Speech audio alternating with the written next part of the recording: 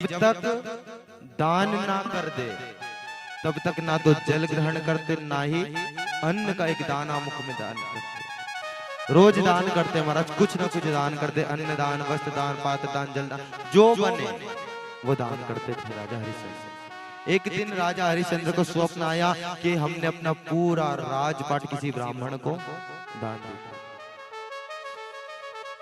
अब महाराज राजा हरिश्चंद्र ने सुबह प्रातः सभा में बैठ करके चिंतन किया और कहा कि सुनो, हमें स्वप्न आया है, स्वप्न में हमने अपना पूरा राजपाट हमने किसी को दान कर दिया। अब स्वप्न में ही सही, लेकिन हमने दान तो किया है, तो अब हमें दान कर दे। उसी समय विश्वामित्र जी वहां पर कुछ संतों को लेकर आए। 1000 संत साथ में आए और 1000 संतों को महाराज ब्राह्मणों को भोजन कराया। भोजन करा करके बिठाया और जैसे ही भोजन कराया और संत हरिश्चंद्र ने कहा कि गुरुदेव, आज हमने एक स्वप्न देखा था कि हमने अपना पूरा राजपाट सभी एक ब्राह्मण को दान करते, क्या आप लोग? गुरुदेव ने कहा विश्वामित्र ने कि राजन क्यों नहीं। महाराज दान लिया, दान छोड़ दिया। लेकर के जैसे ही छोड़ा महाराज, अब राजा हरिश्चंद्र के पास एक फूटी कौड़ी नहीं बची। राजा हरिश्चंद्र से विश्वामित्र ने कहा राजन देखो, जो तुमने दान दिया वो तो तुम्हारी मर्जी थी, लेकिन हम यहाँ पर 1000 संत आए। कितने? 1000 संत। तो आप हमें दक्षिणा, तो भोजन कराने के बाद दक्षिणा देनी चाहिए। तो आपके यहाँ पर ब्राह्मण आए, संत आए, तो आप भोजन कराओ और भोजन कराने के बाद दक्षिणा देनी चाहिए। हरिश्चंद्र ने कहा गुरुदेव, मेरे पास अब कुछ नहीं बचा, मेरे पास जो राजपाट सम्राट था सब तो मैंने आपको दान में दे दिया, अब मेरे पास कुछ नहीं बचा। इतना सुनते राजा विश्वामित्र जी बिगड़ गए। विश्वामित्र जी ने कहा राजन खबरदार, यदि तुमने हमें दक्षिणा नहीं दी। विश्वामित्र जी की बात सुनकर के हरिश्चंद्र ने हाथ जोड़ के कहा प्रभु गुरुदेव, आप मुझे कुछ समय का मौका दीजिए, मैं आपका सारा कर्ज चुका दूंगा। कर्म करूंगा, मैं कर्म करके कार्य करके आपका कर्ज चुका दूंगा। राजा हरिश्चंद्र अपनी पत्नी तारा और 5 वर्ष के रोहित पुत्र को लेकर के जाने लगे। जैसे ही निकले तो विश्वामित्र जी ने रोका, राजन ये जो राज सिंहासन वाले जो वस्त्र पहने ये निकाल दो और एक दास और दासी की तरह वस्त्र धारण कर लो। महाराज तारावती ने अपने धर्म के लिए, अपने पति के धर्म के लिए राज सुवस्त्र निकाले, एक साधारण सी दासी के रूप में कपड़े धारण कर लिए। साधारण सा रूप धारण करके जैसे ही आगे गई, कुछ दूर आकर के पूरे नगर में काम मांगने लगे कि भैया कुछ काम हो तो काम दे दो, मस्तक पर 1000 का कर्ज है, हम उस कर्ज को उतारना चाहते हैं। राजा हरिश्चंद्र दर दर भटक। विश्वामित्र जी आए। विश्वामित्र जी ने कहा राजा कब तक आप हमारा कर्ज चुकाओगे? हाथ जोड़ के कहा गुरुदेव मैं बहुत जल्दी आपका कर्ज चुका। विश्वामित्र ने कहा राजन आप हमारे राज्य में काम नहीं मांग सकते, आप हमारे राज्य में काम नहीं कर सकते, यदि काम करना हो तो किसी और राज्य में जाओ। हरिश्चंद्र आंखों में आंसू भरकर काशी आ गए। काशी विश्वनाथ नगरी में आए, क्योंकि काशी किसी की राजा की नगरी नहीं, ये स्वयं बाबा महाकाल की नगरी। वहां आकर के राजा काम मांगने लगे। काम मांगते मांगते महाराज शाम हो गया। विश्वामित्र जी आए। राजन तुमने कहा था आज हमें अपने दक्षिणा दोगे, कहाँ है हमारी? आंखों में आंसू भर के कहने लगे गुरुदेव आज सूर्य अस्त होने से पहले मैं आपको वचन देता हूँ, कहीं से भी लाकर मैं आपको आपका कर्ज दे दूंगा। इतना सुनते राजा विश्वामित्र जी गए और इधर राजा हरिश्चंद्र गंगा के तट पर बैठे हुए माँ युष होकर के बैठे गंगा माँ से प्रार्थना करने लगे, हे माँ गंगा, प्रार्थना करते कि माँ यदि मैंने कभी जीवन में धर्म ना छोड़ा हो तो आज धर्म मेरी रक्षा करे माँ। धर्मो रक्षति रक्षिता, हे माँ आप मेरी रक्षा करो। उस समय तारावती ने कहा कि पतिदेव स्वामी यदि आपको इतना ही धन है, यदि आपको देना ही है तो आप हमें बेच क्यों नहीं देते? हरिश्चंद्र ने कहा देवी आप मेरी धर्म पत्नी में आपको बेचने के लिए चिंतन भी नहीं ला सकता, आप किसी बात कर रही हो। हरिश्चंद्र की बात सुन करके माता हरिश्चंद्र की आंख भर आई। ये तारावती बीच बाजार में जाकर के खड़ी हो गई और कहने लगी कोई है मुझे खरीदने वाला, कोई है मुझे खरीदने वाला। उसी समय महाराज एक बूढ़े से ब्राह्मण माँ आए। बूढ़े ब्राह्मण ने कहा कि देखो हम तुम्हारे 500 स्वर्ण मुद्रा दे सकते हैं, क्योंकि इससे कम में कई दास दासियां हमें मिल जाएगी। तुम्हें घर का काम करना पड़ेगा।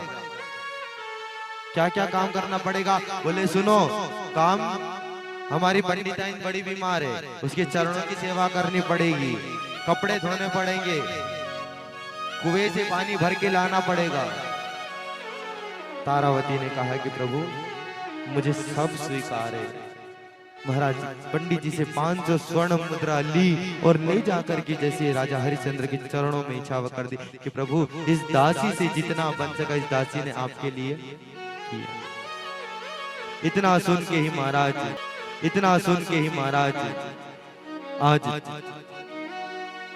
5 वर्ष का बेटा रोहित माँ को देख करके रोने लगा। और दर्दनाक तब था महाराज जब पंडित जी महारानी के तारावती के हाथ पकड़ के नहीं, सीधे केस पकड़ करके घसीट करके ले जाने लगे। क्या बीती होगी उस 5 वर्ष के बच्चे पर कि उसकी आंखों के सामने उसकी माँ को कोई इस प्रकार खींच रहा। दौड़ कर गया, माँ से लिपट गया, माँ मुझे छोड़कर मत जाओ, माँ मुझे छोड़कर मत जाओ।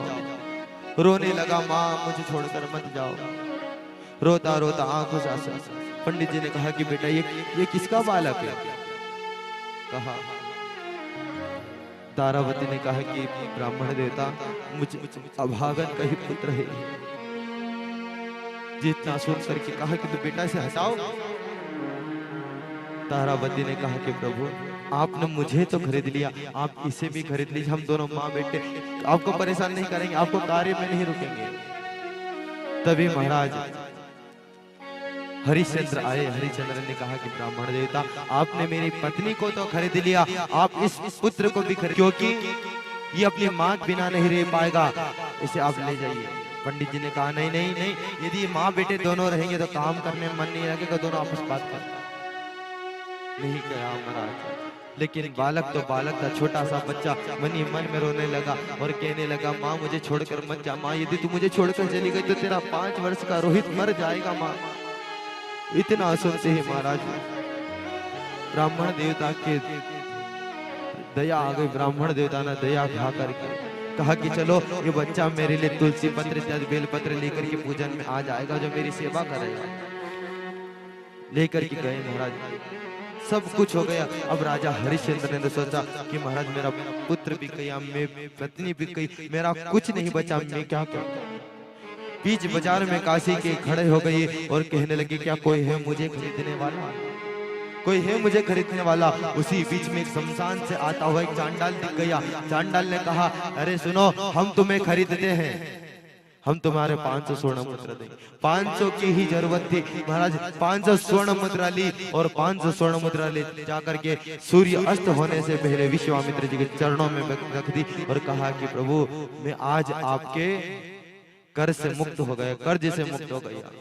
ऐसा सुनकर के महाराज जैसे ही निकले, राजा हरिश्चंद्र सीधे महाराज शमशान में जाकर, जब समय ने करवट पलटा महाराज, जब दुख आता है ना तो सभी तरफ से दुख एक साथ आता है। आज हरिश्चंद्र, जो राजा हरिश्चंद्र की पत्नी के सामने हजारों दास दासियां हाथ जोड़कर खड़ी रहती थी, खोली फैलाए खड़ी रहती थी कि माँ आप हमारे खोली में कोई डालता, आज वही हरिश्चंद्र की पत्नी ब्राह्मण की यहाँ पर बर्तन धो रही है, ब्राह्मण की चरण सेवा कर रही है, कुएं से पानी भर रही है। जिस रानी के सामने हजारों दास दासियां खड़ी रहती थी, जिस राजा के सामने हजारों राजाएं खड़ा रहा करते थे, आज वह राजा शमशान में जाकर पहरा दे रहा है। ये समय है महाराज। अब महाराज एक समय फिर समय ने करवट पलटा।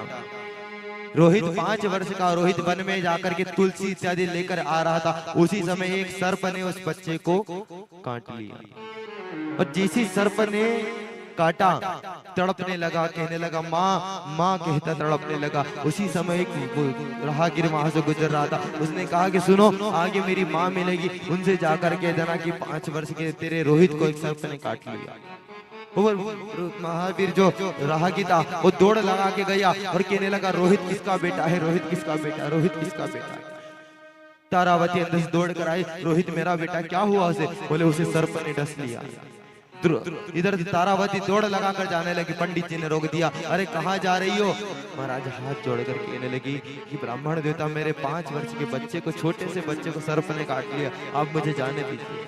पंडित जी ने कहा कि देखो घर में बहुत सारा काम है, पहले काम कर लो उसके बाद चली जाए। उस स्थिति में भी महाराज तारावती ने घर का काम किया, रोते रोते घर का काम किया। रोने के बाद महाराज वो काम करती करती रात्रि को 10 बजे जब अपने बेटे के लिए जाने लगी, बेटे के शरीर से प्राण निकल चुके थे, प्राण निकल गए शरीर से। महाराज रोने लगी, अपनी गोद में लेकर के रोती रोती। अब महाराज चिंतन किया कि क्यों ना अब इसका अंतिम संस्कार मैं ही करता। या कोई उस समय था नहीं कि महाराज कोई कंधे पे हाथ रख करके उसे चुप करा सके। अकेली रोती, अकेली बिलखती, एक कफन का टुकड़ा तक नहीं था कि उसे हम लपेट दें। तो माँ ने अपनी आधी साड़ी फाड़ी और उस बच्चे को कफन में लपेटा। उसे लेकर के महाराज शमशान में जैसे ही गई, शमशान में जाकर के महाराज रुदन करने लगे। रुदन करते हुए महाराज हरिश्चंद्र की आंख खुली। महाराज हरिश्चंद्र को भी बड़ा दुख मिला। शमशान में गई हरिश्चंद्र के वहां पर और जा करके रोने लगी। हरिश्चंद्र ने कहा देवी आप कौन हो? आप इस शमशान में क्या कर रही हो? शमशान में स्त्रियों का आना वर्जित है, शमशान में स्त्रियां नहीं आती, तो आप शमशान में क्या कर रही हो? और ये पुत्र कौन है? तारावती रोने लगी। तारावती रोते रोते कहने लगी कि भैया ये मेरा पुत्र रोहित है और मैं तारावती हूँ। जैसी तारावती नाम सुना, पुत्र का नाम रोहित सुना, हरिश्चंद्र ने कहा देवी क्या तुम वही राजा हरिश्चंद्र की पत्नी हो? महाराज आज तारावती के नेत्र सजल थे। आंख उठाकर देखा तो महाराज जो चांडाल के रूप में था, मस्तक पर काला सा कपड़ा बंधा, जो बाल केस कभी किसी के बालों में बड़े बड़े तेल लगाया करते थे राजा महाराजाओं के, वो बाल जटाएं बन गई। देखा और कहा प्रभु आप यहाँ, और देखा कि जो अपना वो नजर उठाकर देखा तो वो चांडाल और कोई नहीं, स्वयं राजा हरिश्चंद्र। जब पुत्र मर गया, पुत्र का दुख तो दूर गया, और जो सामने अपने पति की दुर्दशा देखी तो दुर्दशा देख करके वो धड़ाम से धरती पर गिर गई। जैसे धरती पर गिरी, धरती पे गिरने के बाद कुछ समय बाद होश आया। होश आने के बाद में कहने लगी हे नारायण तू कितना निर्दयी है, जब तू दुख देने पाता है तो कितना दुख दे देता है। महाराज समय ने फिर करवट पलटी। गांव से कुछ लोग दौड़ते हुए आए और कहने लगे राजा हरिश्चंद्र इस स्त्री ने गांव में चोरी करी है, इसे तुम ये तलवार से मार दो। अब महाराज चांडाल ने खरीदा, मालिक ने खरीद लिया। अब मालिक खरीदने के बाद में कह रहा है कि इसे मार दो। कितनी परम गंभीर स्थिति है कि महाराज बेटा आंखों के सामने मरा पड़ा है, मालिक कह रहा है कि अपनी पत्नी को मार दो। क्या बीती होगी राजा हरिश्चंद्र बोस। लेकिन धन्य थी तारावती। तारावती ने कहा प्रभु अपने हाथ को मत रोकना, यदि मेरी मृत्यु होने से अपना धर्म आगे बढ़ता हो तो एक पल मत सोचना, यदि मैं मर गई तो मैं वापस आ जाऊंगी। पुत्र मर गया, पुत्र वापस आ जाएगा। आप मर जाओगे, आप वापस आ जाओगे, लेकिन एक बार धर्म चला गया तो धर्म लौटकर वापस नहीं आएगा। आप मत अपने हाथ को रोकना। राजा हरिश्चंद्र की आंख सरजल हो गई। जैसी तलवार उठाई, तलवार उठा करके मारने वाले थे। आज शमशान के कण कण से महाराज अश्रु धारा बहने लगे, कण कण से महाराज आंसू आने लगे। जैसे तलवार उठाकर मारने लगा, उस भगवान से रहा नहीं गया। वो भगवान भी दौड़ पड़ा और दौड़ करके तलवार को पकड़ लिया महाराज, और कहा कि बस हरिश्चंद्र और अधिक परीक्षा तेरी नहीं ले सकता मैं। जब महाराज परीक्षा और अधिक नहीं ले सकता, उस तलवार को रोक दिया भगवान ने। तलवार को रोक करके कहा, हरिश्चंद्र ने हाथ जोड़ के कहा प्रभु क्या आपको मुझ पर शक था? तब हाथ जोड़ करके कहता कि प्रभु मेरे जीवन में कभी बिना दान के जीवन व्यतीत नहीं किया। प्रभु आपने दान देने का इतना बड़ा मुझे दुख दिया कि मुझे दर दर भटकना मेरा पड़ा, मेरी पत्नी को किसी के यहाँ पर ऐसा कार्य करना पड़ा, मेरे पुत्र को 5 वर्ष के पुत्र की क्या गलती थी जिसे सर्प ने काट लिया, तो क्या मुझसे अपराध हुआ। नारायण कहते हैं कि हरिश्चंद्र, यदि मैं कलयुग के लोगों को कहता कि सबसे बड़ा दानवीर करण राजा हरिश्चंद्र है तो लोग नहीं मानते, लेकिन यदि आज तूने परिणाम दिया है तो लोग तुझे मानेंगे कि सबसे बड़ा दानवीर करण है तो कोई राजा हरिश्चंद्र, बाकी और कोई नहीं। तो महाराज राजा हरिश्चंद्र जितना बड़ा कोई दानवीर करण नहीं।